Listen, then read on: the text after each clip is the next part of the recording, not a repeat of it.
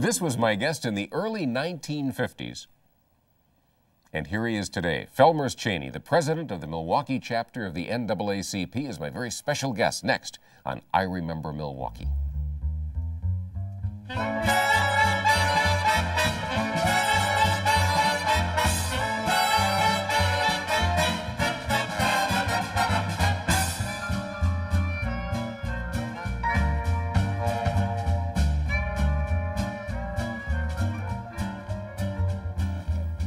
Hi, I'm Jim Peck. Welcome to I Remember Milwaukee. Joining me tonight is Felmers Chaney, well known today as the president of the local branch of the NAACP.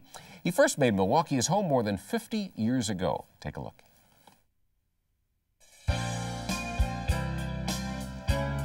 Felmers Chaney came to Milwaukee from Spooner, Wisconsin in 1941. His first job was in construction. He later went to work at a tannery, then entered the military where he served as an Army second lieutenant. When he returned to Milwaukee, he went back to the tannery, but friends encouraged him to join the police department. In 1947, he did. In 1954, he became the city's first black sergeant. In 1969, while on disability leave, Chaney became involved in black enterprises. He was president of the Central City Development Corporation and a founder of the North Milwaukee State Bank. In 1987, Felmers Chaney became president of the Milwaukee NAACP chapter. Among his achievements, he says, has been encouraging the promotion of African Americans in Milwaukee's corporate community. Now in his third term as president of the Milwaukee NAACP chapter, the name Felmers Chaney is synonymous with Milwaukee's civil rights movement.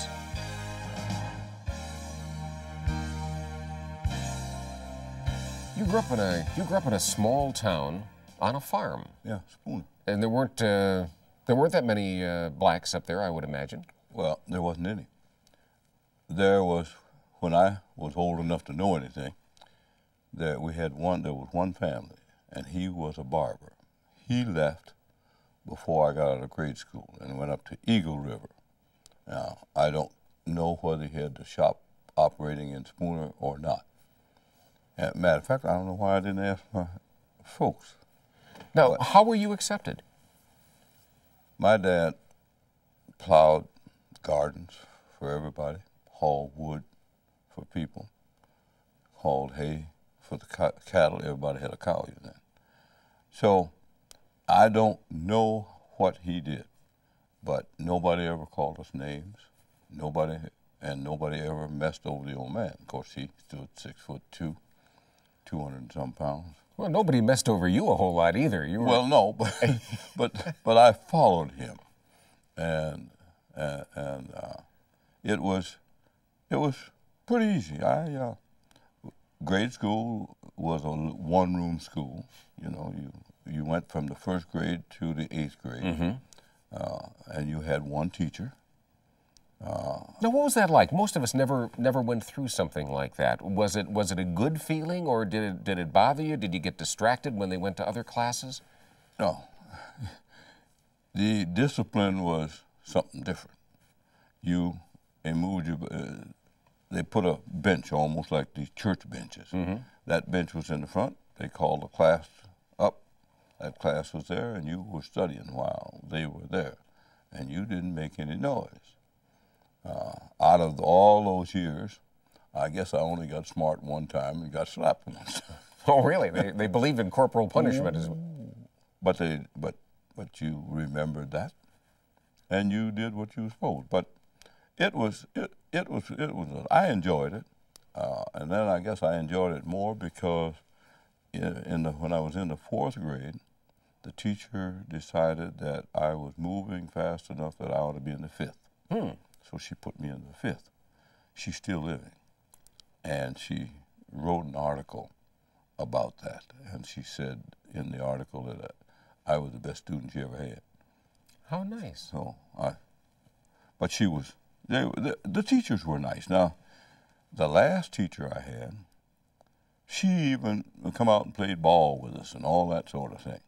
But you still said Miss Elliott, and there was no mistake about that. It is interesting to me because I went to schools that were fairly strict. I went to parochial schools, and in my 8th grade class we had 65 students and one nun, and she had no discipline problems at all. And I think that was partly because we knew that if she called home, we were going to hear about it when we got there. Well, I guess it was the same way there. In our class, I think there was what? In the class when I graduated from there, as near as I can remember, it wasn't over 8. Mm-hmm. And 2 of us went on to high school. The others didn't all go to high school from that class.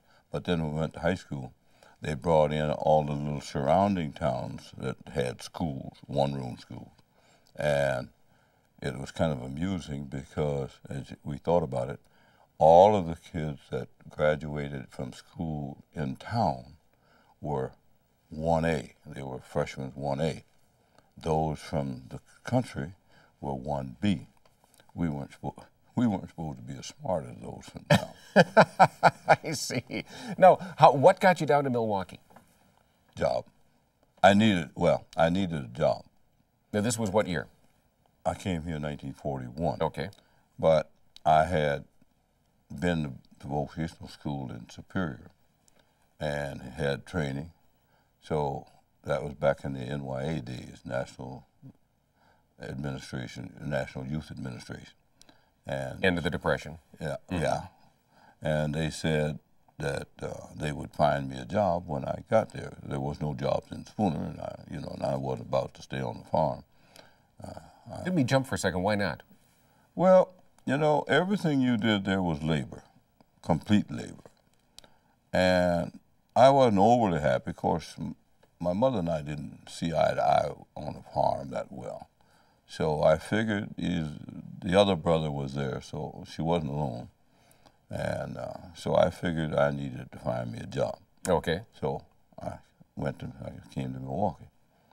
And that was in 41. I kind of hitchhiked to Milwaukee and got me, I had a brother in Milwaukee, so I stayed with him, and he got me into the labor union. And the labor union, 113, they took people in, but they had picks. So you paid your dues, and you may get a job and you may not. The boss of the union said, one day I'm in the union, I'd had a couple of little ones, 2 days or something. So he said, all of you here, you got to pay your union dues, and you got to do this and that. And I said, if I don't get a job, I can't pay no dues. He said, what's your name? I said, Chaney. He said, are you Ed Chaney's brother? I said, yes. He said, all right, you go to Norberg's. So I went to construction on Norberg's. And then when that finished, it was later I worked for a while at Greenbaum Tannery after that. Mm-hmm. And then the Army called me. So that was 42, the Army called me.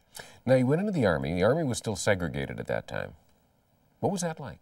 Well, that would have been your first experience with real segregation. Yes, yes, it was. Well, I was fortunate. I went in, and they shipped me to Massachusetts. And on the way to Massachusetts, they passed out a test. I didn't know what the test was. And I'd never heard of an intelligence test or anything, so I didn't know what it was. But they gave this test to everybody, and I'm sitting there doing this test, and I'm about half asleep. And from somewhere, I heard a voice say, wake up and write that exam. I come to, I wrote the exam, found out that test allowed us to go to OCS. So Officer school. Yeah. So I was there the first month, and with the training I had from Superior, I worked with, and I sat alongside of a guy that was a carpenter out of Chicago. So I was telling him, here's my experience. So he got the job of doing the carpenter work around there, so he asked for me to help him with my background. So I did. I was there a month, went in to collect my pay, which was $21. And the captain said, this is the last month you collect $21. They promoted me to corporal. Then the next month, and we did some things, I don't know what I was doing. We had to go out on the range. So they needed boxes to use for the range. He and I worked late into the night doing that so that they could go the next day. So next month, I got promoted to sergeant. Then we found out about the exam. I found out that I would go to OCS. So the 4th month, I went to OCS. And I graduated. We were there 90 days, and we were supposed to learn the same thing they learned in officer school. They gave us a stack of books that would get you that far. Mm-hmm. And 90 days later, we were second lieutenant. Was there a problem ever in discipline in running troops for you being an African American? Well, no, because we had black troops. But the point was, in OCS, we were not allowed to train. We marched with white, but we could never do the be in command. Mm-hmm. Finally, during Truman's days, he sent an order down and said that we had to be allowed to train those troops. There's no way for us to know how to give the command if we didn't do it. Mm-hmm. So they changed that. Now, let me jump you ahead a little bit, Mr. Chaney, because you came out of the service and applied for the police department in Milwaukee. And didn't want to. Didn't want to? Why did you do it then? Well, the best reason in the world is I had to eat.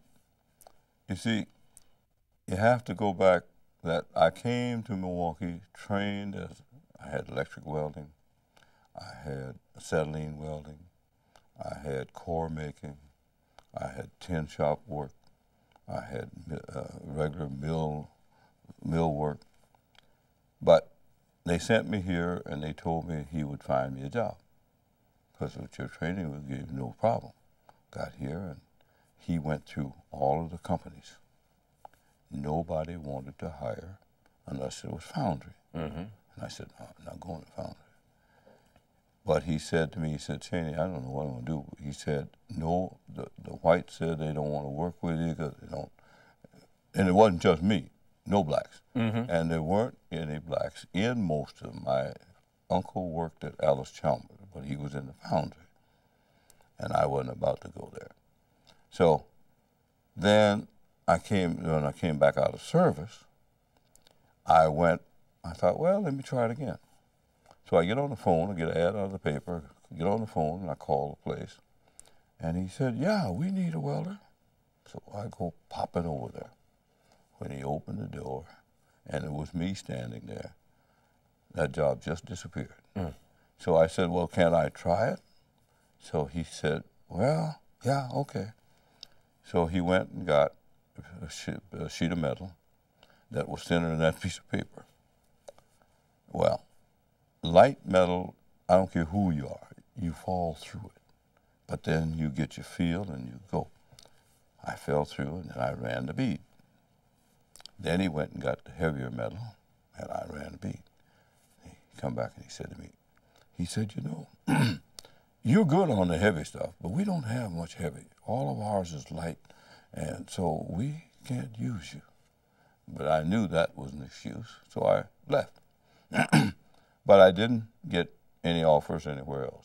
And every day, every time I went to the barber shop, my barber said, now look, you just came out of service, you were an officer, you ought to go to the police department. I said, I don't want to be bothered with people.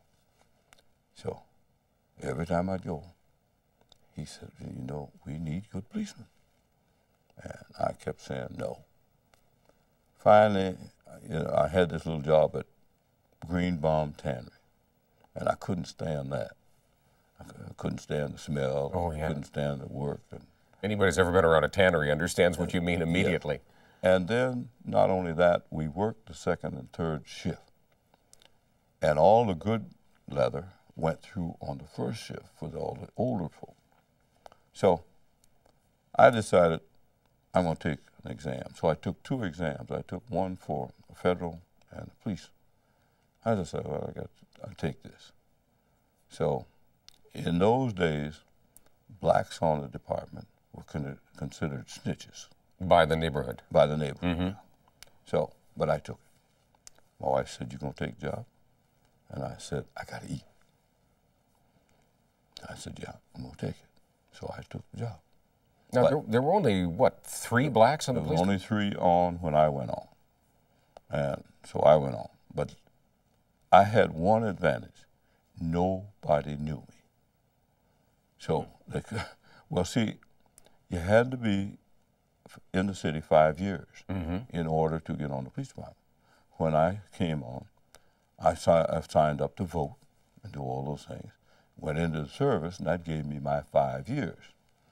So I took the exam. I didn't have any problem passing the exam. And I went right on. But it was amusing. I got on, and, you know, everybody knew must work the 3rd shift. And I didn't want to work the 3rd shift, but you don't tell folks you don't want to do that. But most of them never wanted to work the 2nd shift, which is 4 to midnight.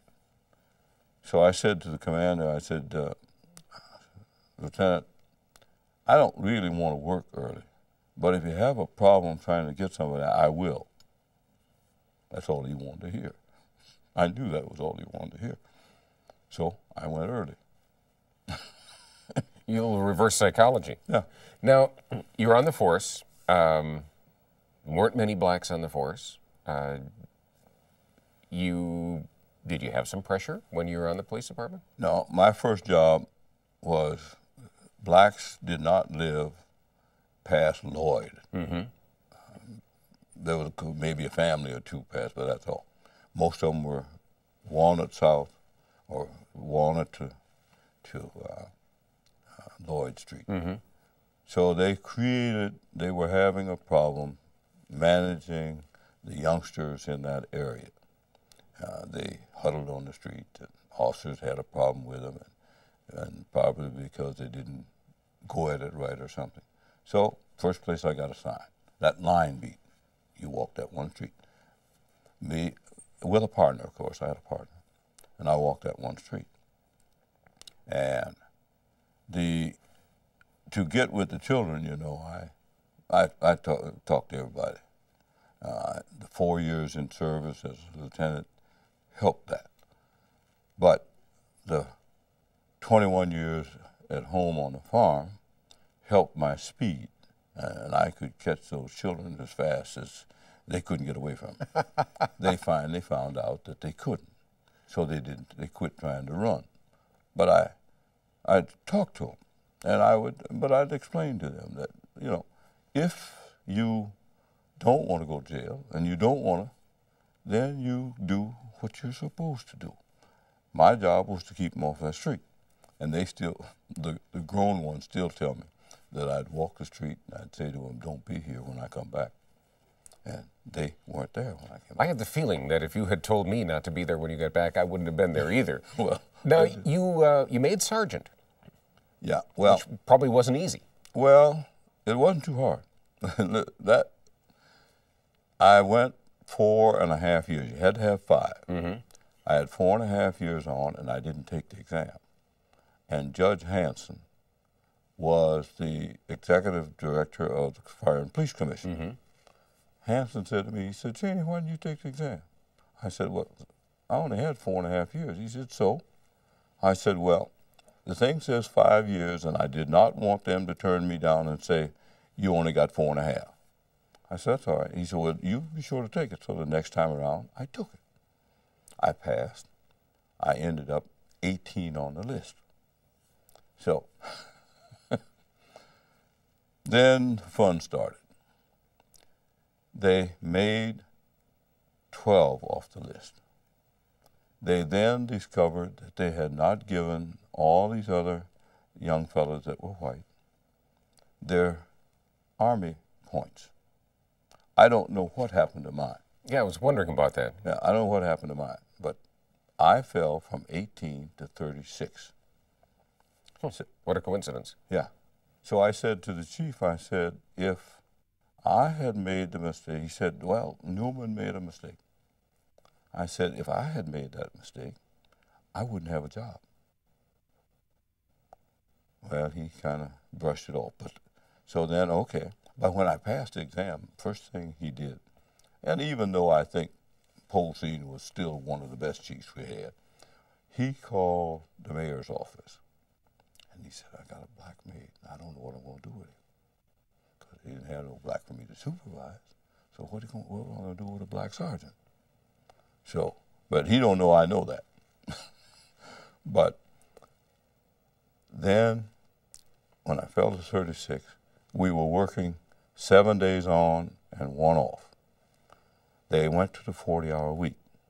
That started to move me back up the list. I finally moved back to number 3. I got to number 3. Before I got to number 3, I was working in the Youth Aid Bureau, plain clothes. And he sent one of his buddies, who was a patrolman, working there too, and he said to me, the chief said he could make you a detective right away. And I said, no. I said, you know, my dad didn't raise any crazy ones. A little stupid, but not crazy. I said, detectives have to do the work. Sergeant tell you to do the work. I said, so, you know, I need that. And I said, besides, tell Chief that if he thinks he can wait until he get enough blacks for me to supervise, he's out of his mind.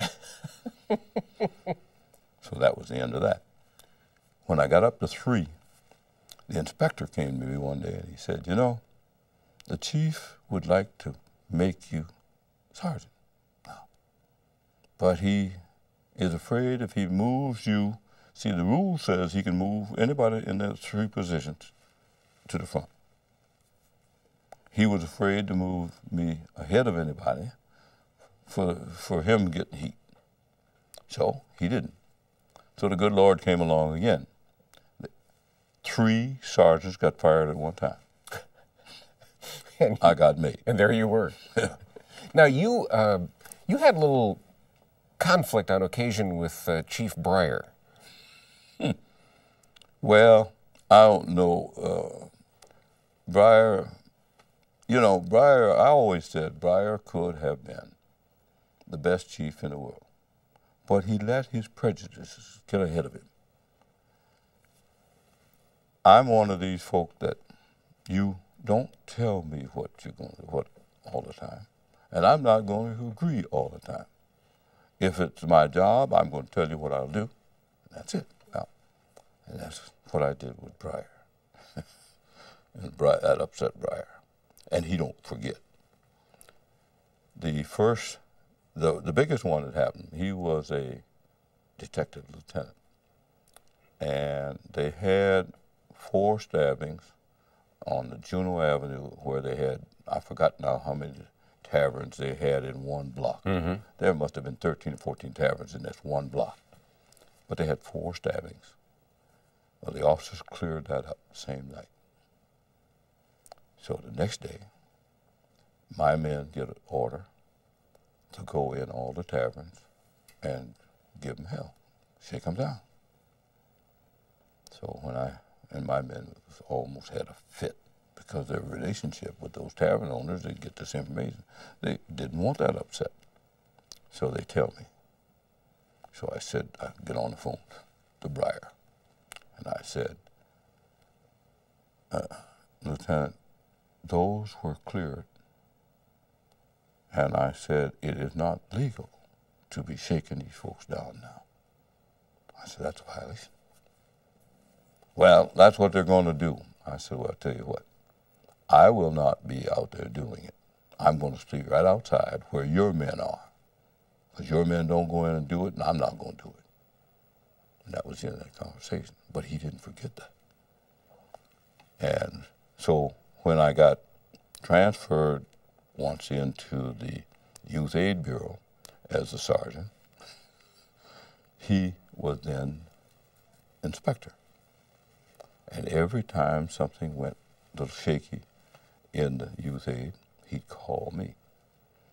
And it was always fortunate that I'd say, Inspector, I didn't do it.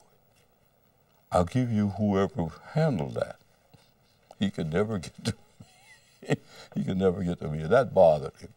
And then, too, along with that, they then had a few more black officers. And they got upset. They wanted to get to the inspector and all of them to talk. But when they got in there, all of them kind of froze. So me being there, I said to the inspectors, and I knew that the place was bugged, you know. I said, you see, all these men want is to be treated like all others. I said, I treat my men as men. They want to be treated the same by the others. We are out of time. This has been fascinating. We're only about a third of the way through your life, so you got to come back and we'll do another show. Okay. Thank you. This was wonderful. Felmers Chaney, thank you very much. You're welcome. Thank you for being with us. I hope we'll see you next time right here on I Remember Milwaukee.